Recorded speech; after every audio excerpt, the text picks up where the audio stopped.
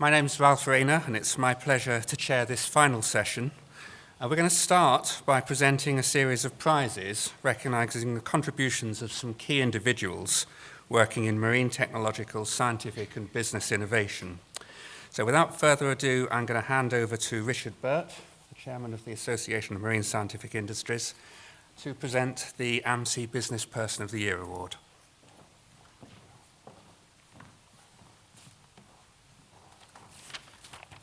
Thank you, ladies and gentlemen.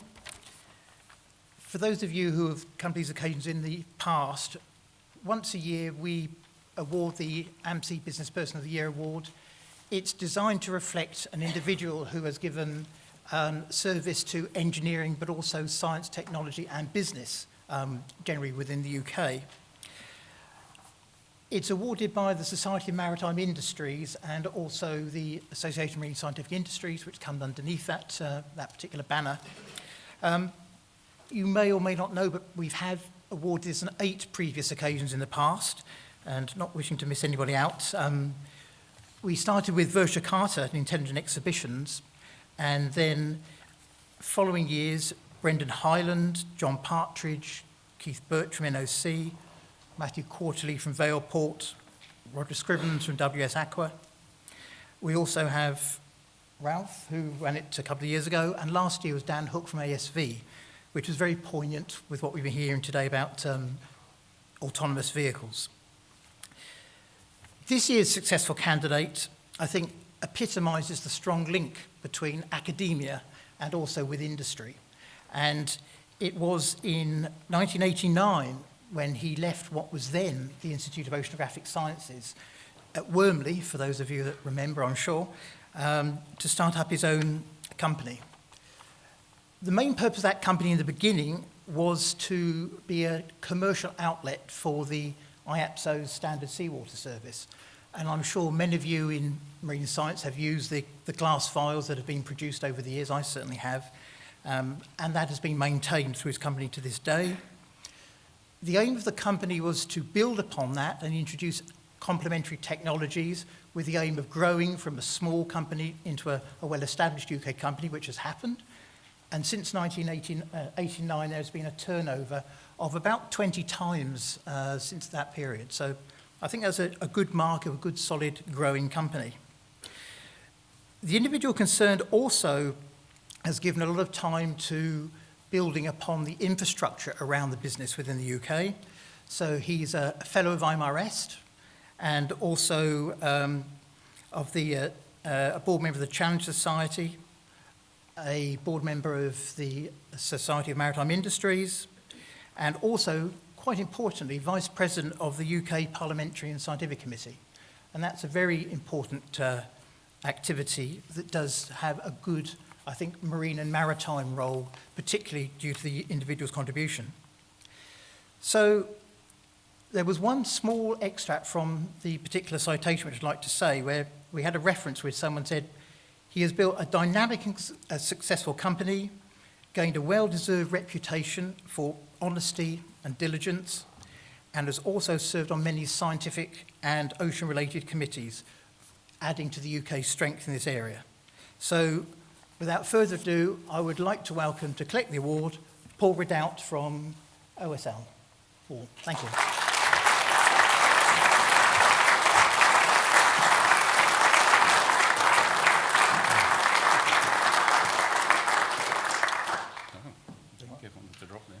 Do you want me to hold that while you say a few words? Yeah. Well, thank you, Richard, for those kind words. I'm just going to say just a few things.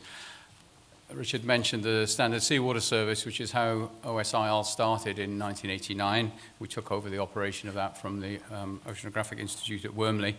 That service started in 1901 was started by a fairly well-respected physicist, a Danish physicist, Martin Knudsen. So I thought I'd just see, being as where we are, what happened here in 1901.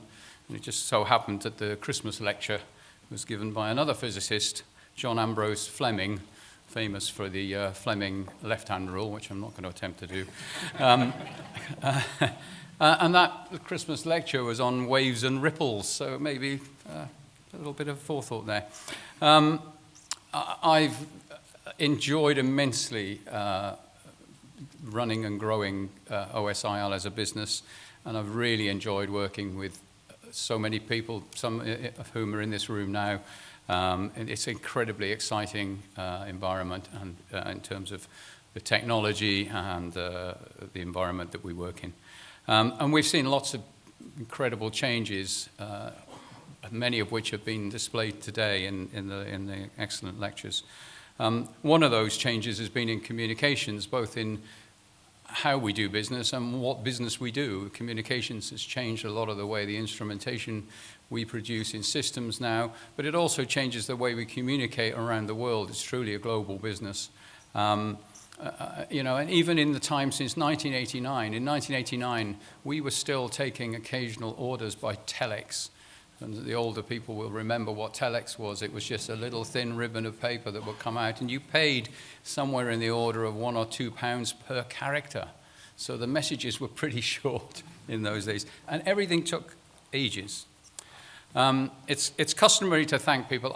There are so many. When you work in a company for this amount of time and grow it, lots of people have a positive contribution, and I can't possibly thank all of them. I just quickly want to mention two people.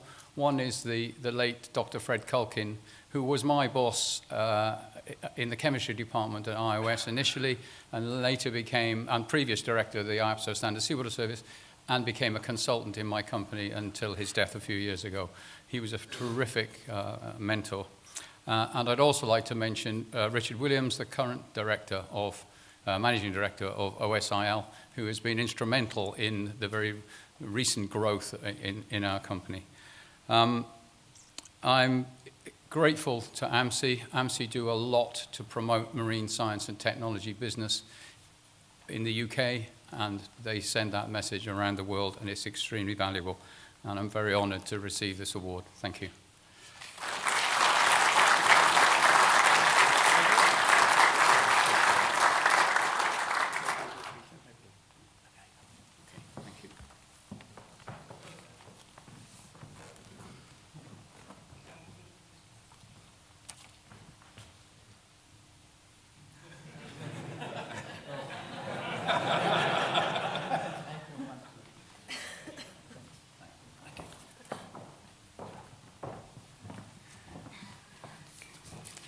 Our next prize was set up as a memorial prize to an individual by the name of Alan Greig, who was one of the first people in the UK to work in commercial operational oceanography. Here is the prize. Some of you might recognise it. There may even be a few people in the audience that have used one, an Ekman current meter. And I hope this is going to be a surprise, this presentation. So, Richard Burt, where did he go? You better come down here again. So, Richard Burt is Sales and Marketing Director at Chelsea Technologies Group. He graduated from Swansea University in 1979 in chemistry and oceanography and joined the Scientific Civil Service, Ministry of Defence, working at the Admiralty Research Establishment, Portland. The ARE was the focus for the UK government underwater research in support of Royal Navy requirements, and his specialisation during this time included non-acoustic detection in anti-submarine warfare and under-ice oceanography. He conducted and participated in international military oceanographic programmes. Richard joined Chelsea Instruments in 1991 with responsibility for marine and environmental business development and was appointed to the board in 1992 as Sales and Marketing Director. Richard's particular experience includes establishing business relationships between research organisations and industry, technology transfer, and the development of oceanographic sensors and systems for operational oceanography. I'm going to try to pick up the prize. I'm going to take that off there. So congratulations, Richard. You get to look after this for 2 years.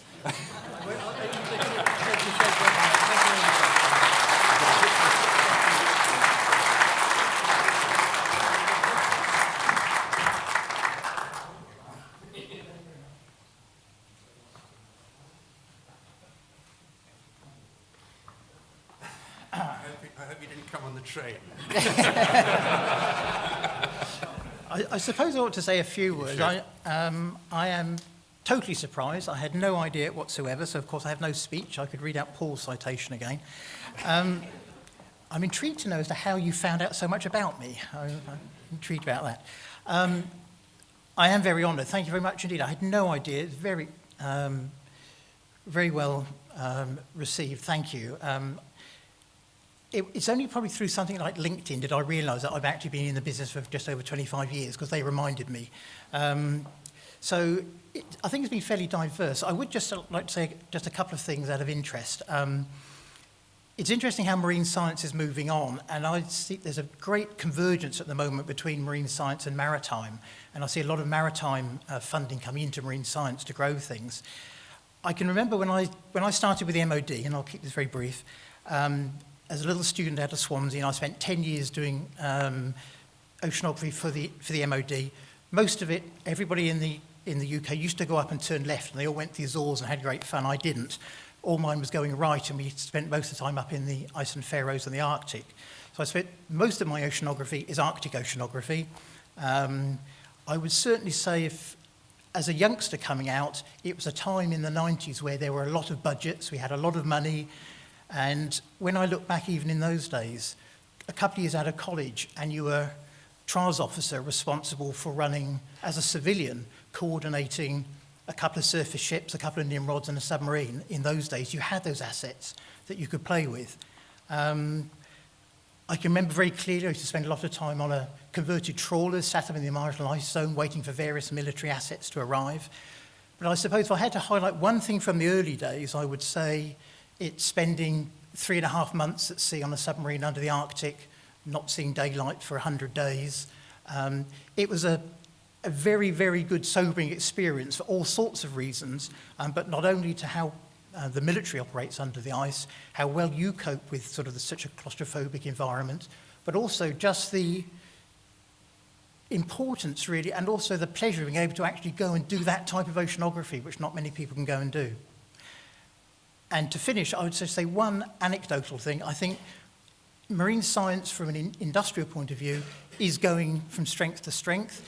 In the last 2 months, I'm pleased to say that we as a company have brought on 2 new recruits, both young girls, both one looking to pursue careers in the marine science as related to maritime, and another one in marine science as related to working with academia. So to be able to offer the new recruits coming through, new opportunities in the growing area of marine science, I think is really, really important. So from a very surprised person, thank you very much indeed. Thank you very much.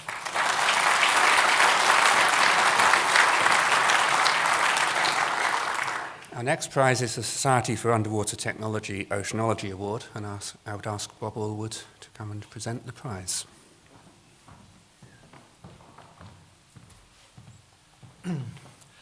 The Society for Underwater Technology's Oceanography Prize is presented annually, and I'm very pleased to say it goes to Karen Haywood. However, before I invite her to collect her certificate, which I have to say is a little bit lighter than the last prize, I'd like to embarrass her with a few details. Okay, Dr. Karen Haywood is a physical oceanographer, Professor of Environmental Sciences at the University of East Anglia. Her research into the processes and dynamics of ocean circulation in the polar regions has led to new insights into how mixing and water mass transformations at small and regional scales affects the global thermohaline circulation. For example, in a recent study, she used a coupled climate model to undertake a numerical experiment where a large Antarctic freshwater melting event showed a significant global climate impact, disproving the popular belief that the Southern Ocean is too remote to affect European climate. Throughout her career, Professor Haywood has sought to use new instruments and observation platforms to further her research. Her careful analysis of backscatter data from Doppler current profilers in the early 1990s was one of the first to compare the instrument with contemporaneous biological sampling. This led to further papers on how this tool of the physical oceanographer could shed new light on the patterns of behavior of zooplankton, such as their daily vertical navigation. Professor Hayward was an early advocate for the use of autonomous underwater vehicles as carriers of sensors and samplers within well-designed experiments. One particularly elegant experiment using an AUV was a newly designed water sampler demonstrated the pathways into the ocean of fresh water from a melting Greenland glacier. Her recent work on this topic has used undersea gliders in the Antarctic, including under icebergs. Professor Hayward's wider contributions to oceanography are also extensive. She is a past chair of the UK Research Vessel Advisory Panel. More recently, she has advised on equipping the UK's new research vessels, including the polar vessel now being designed. She is one of 2 national representatives to the International Council for Science's Scientific Committee on Ocean Research, chairs the UK ESCOR National Committee, and is an ex officio member of the Council of the Challenger Society for Marine Science.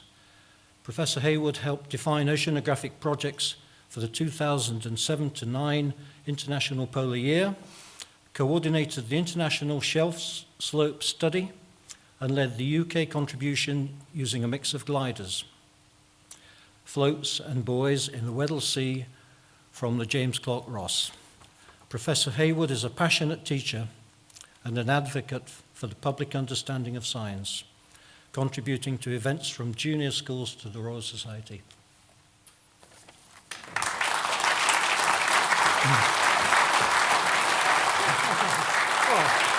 I get a kiss for that as well.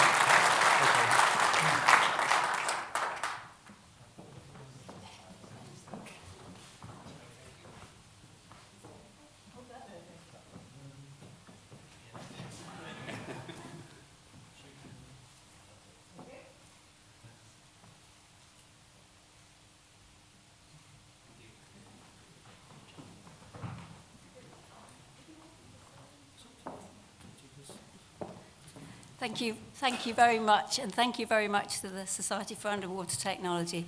I really appreciate that, and somebody has done their homework very thoroughly again.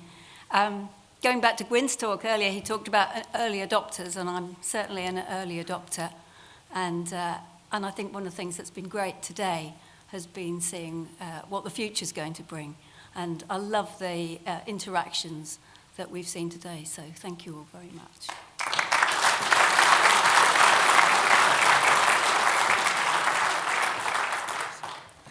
So our final prize is the Oceanology International 2016 Lifetime Achievement Award.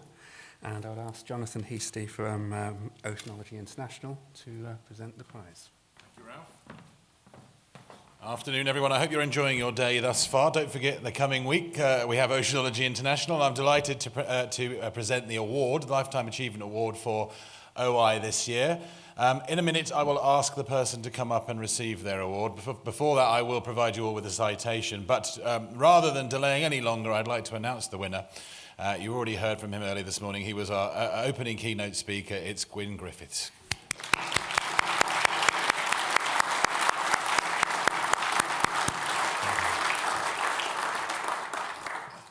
So let me say a few words about Gwyn. His outstanding contribution to the industry served at Oceanology is the reason why he's won this award.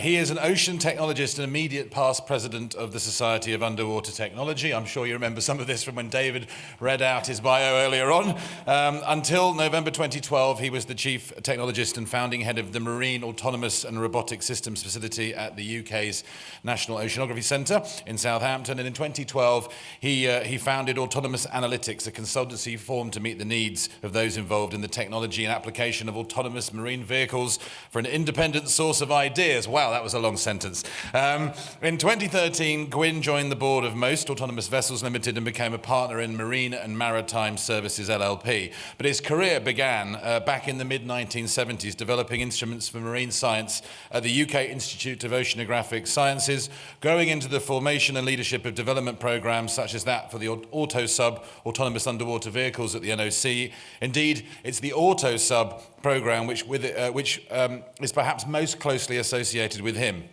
and he with it. And this led the way to the development of autonomous vehicles throughout the UK. Throughout his career, he has sought as a technologist to develop an understanding of the scientific requirements for ocean measurements to ensure that needs are met. For 13 years, he was the Professor of Underwater Systems at the University of Southampton. He has authored numerous technical and scientific papers and reports as associated editor of the Journal of Underwater Technology and Methods in Oceanography. His prizes and awards include, apart from this one, the President's Award from the SUT and the Distinguished Technical Achievement Award from the IEEE Oceanic Engineering Society. In the latest birthday honours, though, list, he received an MBE for services to marine science, and richly deserved it was too. So please, will you join me once more and celebrating Gwyn Griffiths Award? Thank you very much.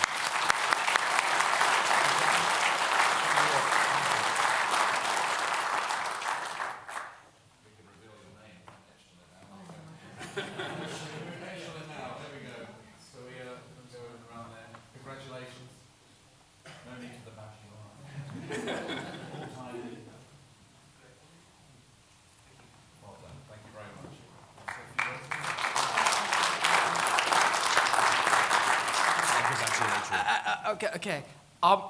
From this morning, you will have hopefully gathered that I can speak in public, but this was a surprise. We were hoping it would be. And a shock. So I'm actually speechless. But can I ask you to recall the second slide that I showed this morning? Okay, all of those people.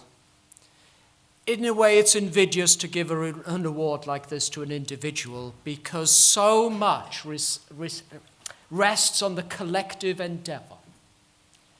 And this recognition for AutoSub and all of the other work that I've been involved with is really, therefore, their reward as much as mine. Thank you.